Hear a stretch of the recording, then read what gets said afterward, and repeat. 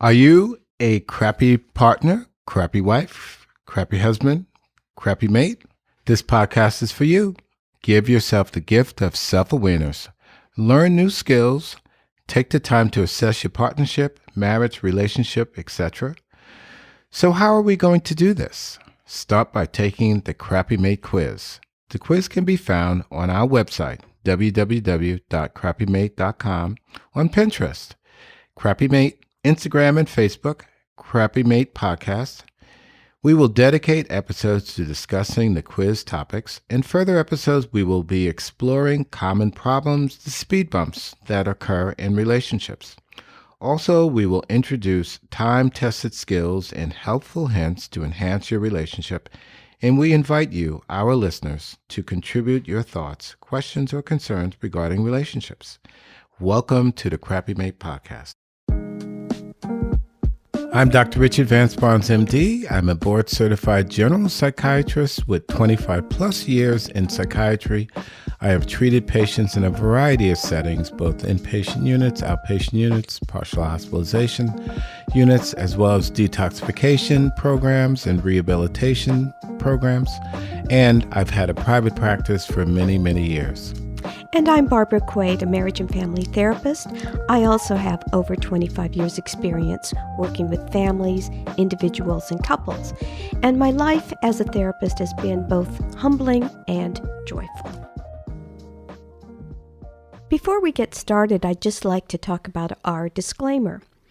The Crappy Mate podcast is designed to be a useful tool to help individuals and couples have happier and healthier relationships.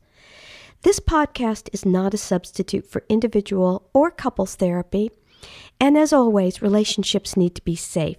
Seek professional help as needed. The Crappy Mate podcast was developed out of hearing years and years of stories and accounts from patients in therapy about their mates and themselves actually being crappy mates and poorly behaving within the relationship. And so this concept was then developed into a podcast of how can we help people to actually improve upon their relationships. And so in order to do this, we developed a quiz. And the quiz, we really thought about some concepts that we thought were important in a relationship. And so the Crappy Mate quiz ended up being a 10-question self-scoring assessment that can be found on our Facebook page. And our Facebook page is aptly named the Crappy Mate Podcast. And along with the quiz, you will find a glossary with the terms we used both in the podcast and on the quiz. And this is so we can all be on the same page. Now, to score the quiz, you will read each question carefully and then ask yourself, do I do this almost always, sometimes, or almost never?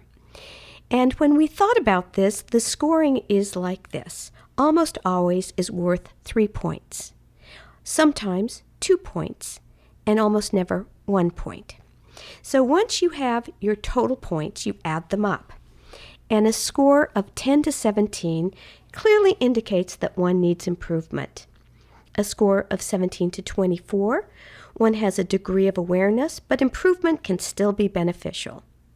And a score of 24 to 30, one is aware, insightful, and acting in a positive manner as it pertains to the relationship.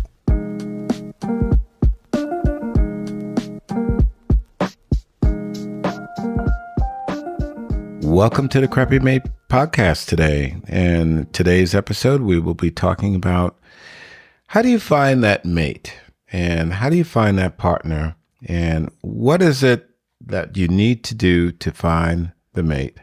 You know, Barbara, I have a technique that I do with my patients and I call it an exercise, which is finding your perfect mate. And so what I will do with my patients, I will have them list about 5 or 6 different qualities that they would love to have in their mate. And so they go through this checklist, and it's very interesting because most of the time when they make up this checklist, they're not actually listing any physical attributes, which I always find fascinating, but I also think that that's very important because they're looking for more values, more depth to people. And I think that looking outside of just the physical being of someone is a really important way to do that. So what we do is we will list these qualities. I act as a recorder and I take notes. And then what I'll do is I'll read back to my patient the qualities that they have chosen for this mate. And after we do that, I have the patient recite out loud the different qualities. And then the exercise proceeds forward by saying that they are ready for the universe to give them their perfect mate, or that they are ready to receive their perfect mate from the universe. Well, Dr. B, that sounds really woo-woo, but I'm also going to say there's a lot of practicality about that, because on the one hand, you're asking people to really think about things that they may not have articulated even to themselves. Absolutely. Because a lot of people go through life and they just expect to meet somebody, I don't know, walking down the street or in the somewhere. Supermarket. Yes. And what this is really allowing people to do is stop and think about what's important in a mate. And it's not going to be, how good looking the other is, or, how tall or short they are. Those kind of qualities may not come into it.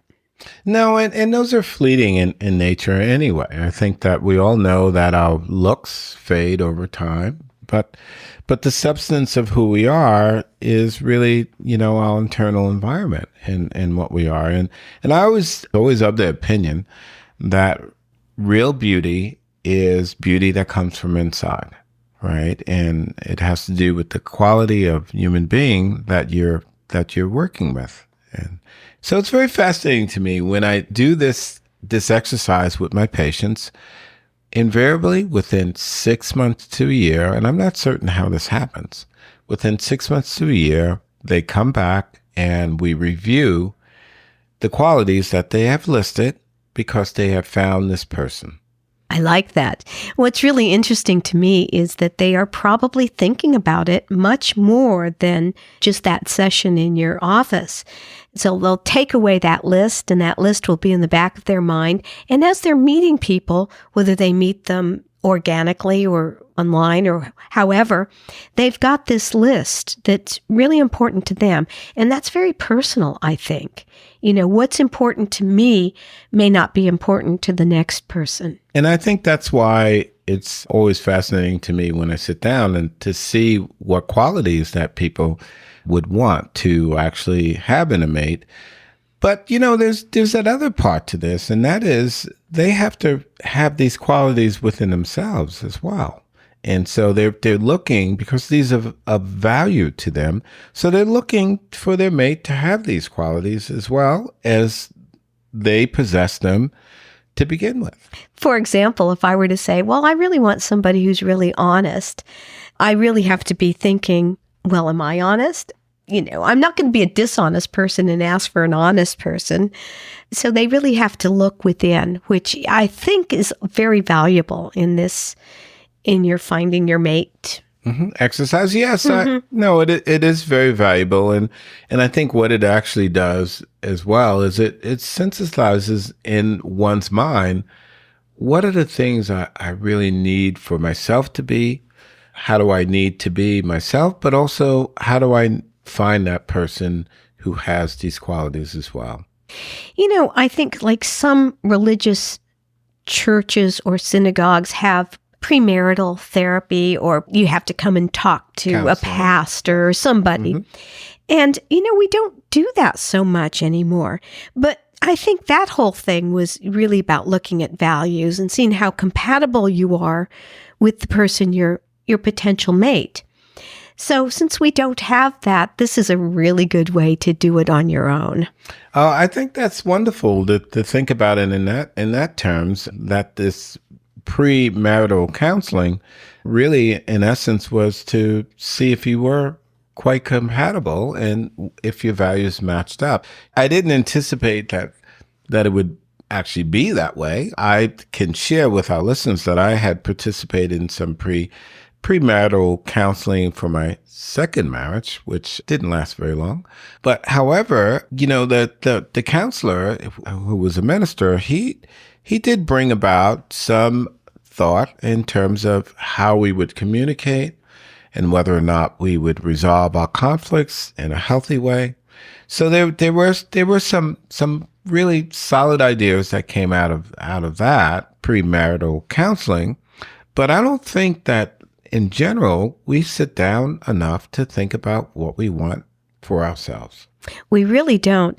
And, to be honest, I met my husband when I was 19 years old.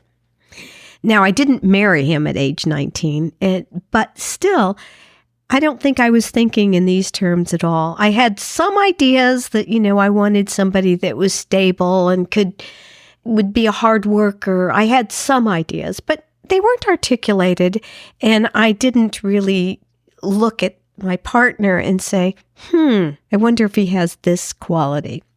So I think it's really helpful to have a roadmap, so to speak, where we can really look at these things on our own in the comfort of our own homes and think about what we want for a mate.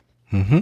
No, I think it probably would help us to hone in on that person that would make us the most happy. Now, here's the thing that I think we also need to talk about and I would like to discuss is this whole notion about opposites attracting. And, I just think that that's something that after time, because our qualities are so different, if we are opposite, the idiosyncrasies that are so foreign to us become an irritant and they become a source of irritability and sometimes downright resentment based on how different people can be from us. Well, and I wonder what people mean by that when they say opposites attract. Are they thinking about looks? Are they thinking about behaviors? So it really, I think, for the most part, we want people who share common values with us. Yes, I think that is probably how we will get to, I think, the happy place that we want. And as we go along in the relationship, I think it just becomes much more natural to grow together because we have the same interests. We have the same desires. We think the same on certain topics, for instance. And so I think the energy is going forward. That's very positive because we're in a relationship with someone who's very much like ourselves. And Dr. B, what I'd like our listeners to know is in our next episode, we have a long list.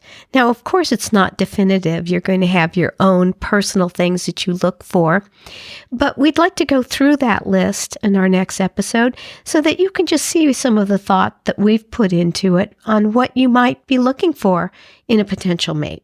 Thank you for that, Barbara. And I would caution our listeners to the notion that this list is what we'll discuss is pretty extensive, and not everyone will need to take all qualities out of that list. So in other words, there may be some things that people may desire and they may want to see in their mates that are not on our list. And so the caution is that you have to make your own checklist ultimately.